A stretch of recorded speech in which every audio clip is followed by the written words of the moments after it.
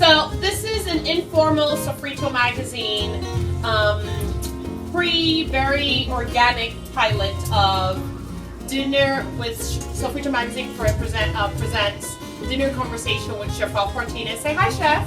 Hello. And sometimes I just had an idea. I think we should now have, when we have our guests happen to be very talented. So this week we have Charles from Boston, who is an amazing barista. Charles. And Charles from Boston. And so every quarter, we still haven't figured it out, we'll be having interesting people from different walks of life to have dinner and conversation with Chef Martinez, who prepare different Mexican dishes from around the different states in Mexico. Oaxaca, whatever inspires him, or maybe he may not cook a Mexican dish, whatever he's inspired to cook. So now you'll just see us chatting and talking, and look for us soon. Right? Yes. Okay. Absolutely. So, Chef Ralph Martinez, tell us what we're eating today as an appetizer. So a real quick and easy appetizer that you can make at home are homemade tortilla chips. So what you do is you take tortillas, you deep fry them in corn oil or vegetable oil, and right after you take them out of, once they're fried, you just drizzle them with a little bit of salt and gives them that nice little salty flavor. I also made sea salt, preferably, right? Sea salt. You can use sea salt. Or Himalayan sea salt. You want to keep it healthy. Yep. And then here I made some traditional homemade guacamole. Your basic ingredients: onions, tomatoes, cilantro, a little bit of lime juice, and a little bit of pepper, and just some salt or garlic salt for flavoring, additional flavoring. I also made some homemade salsa. This is your Roma tomatoes with jalapeno, a little bit of garlic, and a little bit of salt. And it really brings out that flavor. And if you like spicy sauce, you add a little bit more jalapeno for that extra kick. So that is what we're having for appetizers. And Charles, our guest from Boston, can you tell us these fabulous margaritas? Well, there wasn't really much preparation that went into them. You're having a classic margarita, and so is Ralph. Delicious. Awesome. Charles, you never told me. Your recipe consists of vodka with cranberry, raspberry, and orange juice. But it's like amazing. It's like the way he did it. It's almost like a spritzer. It's not like that heavy margarita. It's like it's like a spritzer with just a splash of alcohol. Yes. And not too much salt either. So your lips and you gotta look good. Right. And for mine, I wanted to experiment, so I'm having sangria. I mixed it with orange juice and pineapple juice. Because I thought if I had the actual fruit, I would infuse it, but I don't. Oh, nice. So I thought perhaps I should. Next time we will have the fruits. Yes. And I was insisting on getting the fruits, but my partner made an executive decision. We're not talking. We're not talking. Nelson is having just a classic pineapple juice in. Virgin pineapple juice. That's it. Make it a traditional Spanish rice and or Mexican rice, as some would say. So what you do is you use about a quarter of a cup of oil, and what you do is you kind of throw a couple of garlic cloves on there, and then just let them roast a little bit, and then you add the rice. The important thing to do, obviously, is just make sure you stir the rice constantly because it needs to brown. And one way you could tell that it's done is after it believe it or not, rice pops like popcorn. So you'll see it when it butterflies or when it opens up, when the rice seed splits open. So that's when you know it's ready and it's ready for that next level. So anyway, this is going to take a few minutes, and it'll. And what's in there? Just onions, or it's just the? Not yet. We're just doing the oil, the garlic, and the rice. And one of the things that I really dreaded whenever I made rice, at the time when I was a child, was my mom said it has to be stirred constantly. So she would have me standing by the stove, constantly stirring and stirring and stirring. And I'm like, this is tedious. This is boring. Mom, I'm getting tired. You know, my arm is getting tired. But let me tell you, after the rice was done, I was like, this is delicious. This is wonderful. I love it. Riquísimo. Riquísimo, delicioso. Es el riquísimo. So how many cups of rice are in there? So, good question. So, I'm using your traditional, your typical 2-to-1 recipe. And by 2-to-1, I mean 1 cup of rice per 2 cups of water. Because when you bring this together, when you add the tomato paste, which I'll show you later, and then I add the broth, the chicken broth that I already have ready here, you use 2 cups of chicken broth per 1 cup of rice. Of course, if you use 2 cups of rice, you use 4 cups of chicken broth. And it all boils, it all cooks deliciously at the end. It comes together. Okay, so as you can see now, the rice, after it's been incorporated, after you've incorporated the broth, and you put the onion right smack in the middle, it's almost done. You can still see a little bit of broth in there. Do you put tomato sauce in there? Yes, this is the sauce, the tomato sauce, the chicken broth, a little bit of seasoning, garlic, you know, just to bring that flavor out. Again, it's still not done. It needs a few more minutes, so we'll just cover this back up and let it sit for a little while, and then it should be done in a few more minutes. Thank you. Your typical traditional mole recipe with chicken, and mole is pretty much comprised of, depending on who you talk to and depending on the region, 14, sometimes 12, sometimes 15 ingredients. And I'll try to name them off the top of my head, but I may miss a lot of them. We have tortillas. We have the main ingredient, chocolates. We have pumpkin seed. We have cinnamon. We have bread. We have, what else? Oh my God, I'm at 5 already and I'm forgetting. There's so many. I'm drawing a blank. But yeah, there's 14 ingredients at least that make up mole.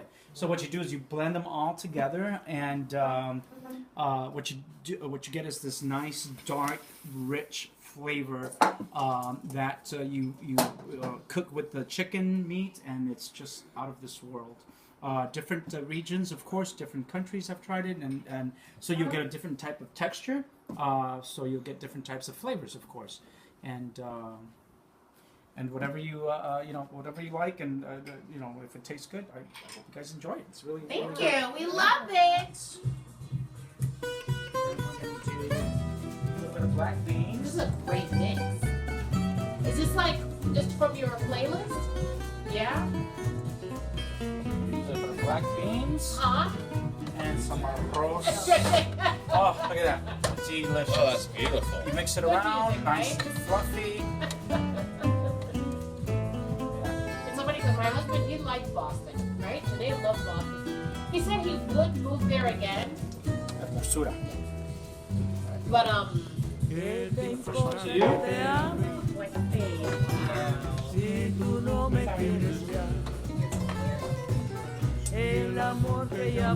These are, I don't know if I told you guys, these are thigh pieces.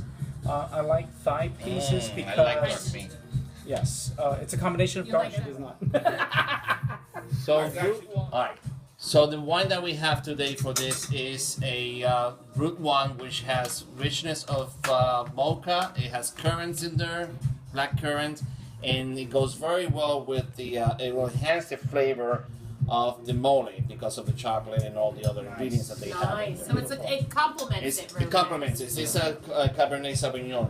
nice. Okay. It's a good complement So to un go with it. toquecito riquísimo. Un toque rico. Un toquecito por aquí y un toquecito por allá. And how are you enjoying the evening, Mariana? I am actually loving this evening. At first, I did not want to come because I had a huge headache, and my cousin convinced me to come, and it was the best thing. It actually changed the mood for me. Good. My headache is 100% cured thanks to Charles.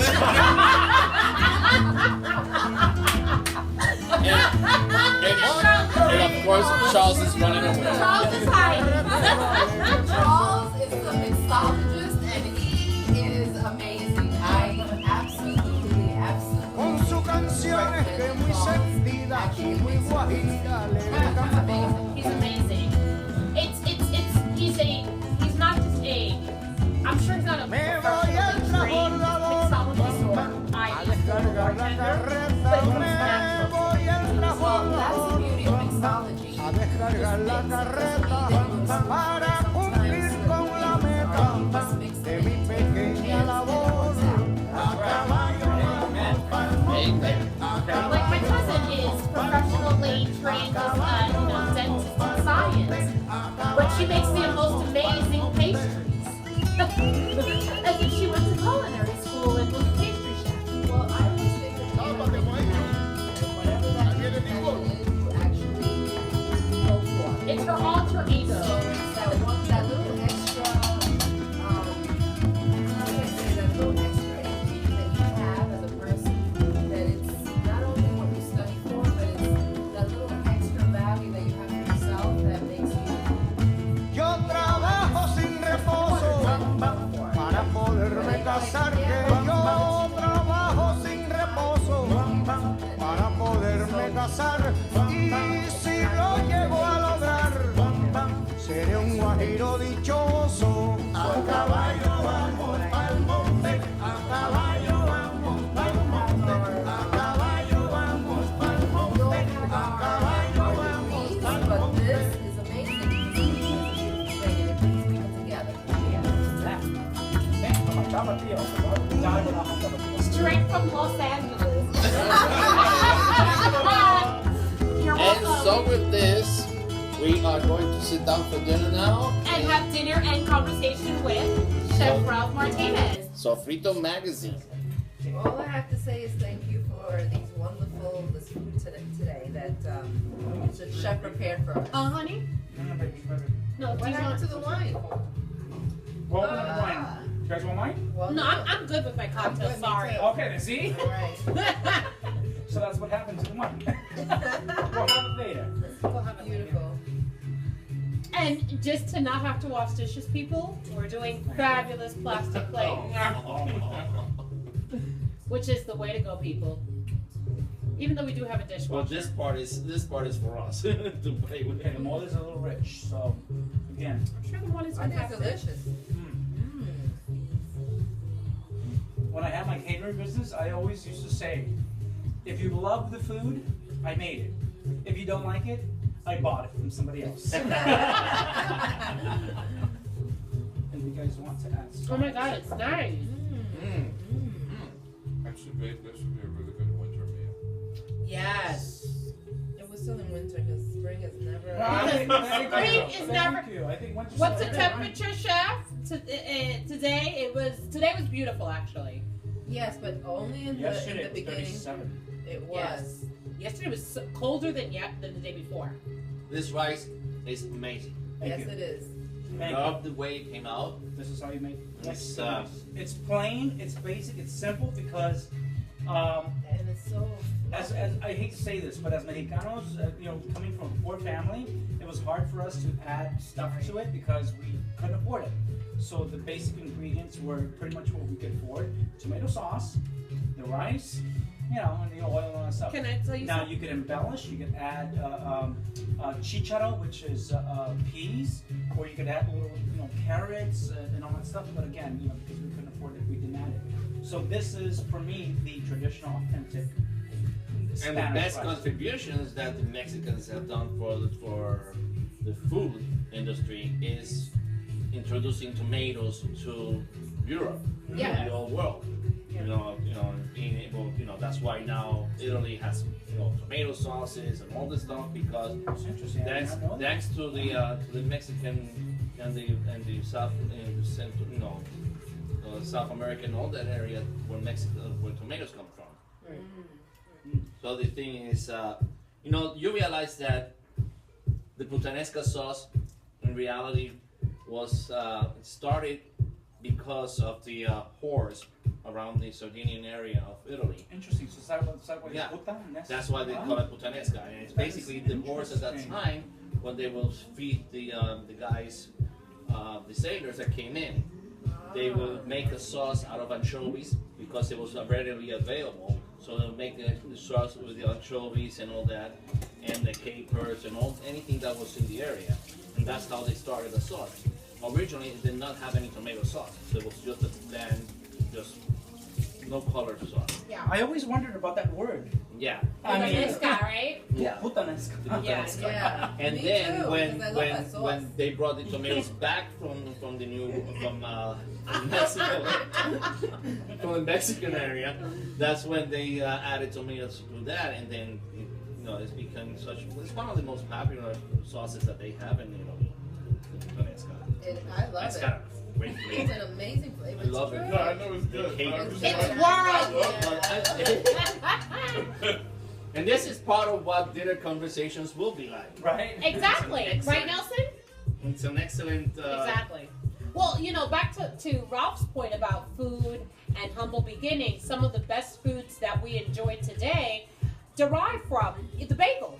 The bagel started, just a little brief history from, a friend of mine actually who happens to just be Jewish, started in the tenements during the Second World War, right after the Great Depression, started the bagels. There wasn't enough money to really have a whole bread, so a bagel because the dough wasn't just enough, so it just sort of organically, you can say, a whole just became in it because they didn't have enough dough. And now, bagels have become like Popular. this popular, A necessity. right, a necessity of our everyday meal for breakfast and, for lunch. And it's become now this culinary explosion of bagels and. Well, bagel is New York City. New York Right. City is bagels. Right, exactly. Yeah, That's, yeah, it started here, and it was like the right. But I mean, it derives here. The whole concept that it's not something what I was saying to add to Rob's point. It's something that didn't come from. Its background comes from something that was at a time when the country was in one of its worst financial, economic situations. And So the bagel the now bagel, derived from the Lower East Side tenements. It was something that not the brought Jews. internationally.